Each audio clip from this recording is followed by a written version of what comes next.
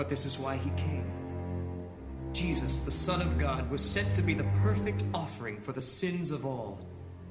He, the innocent one, was sent to die for the guilty. For you, Marcus. For you, Verinia. For Silas. For myself. For every one of us here. How did it happen? When? After the pomp and ceremony were over, and after the crowds had disappeared, Jesus and his followers shared a simple meal together in a borrowed room.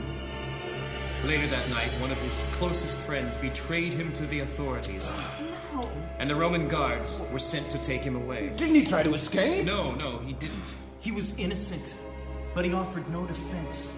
He walked through the agony of his last day on earth like a lamb to the slaughter.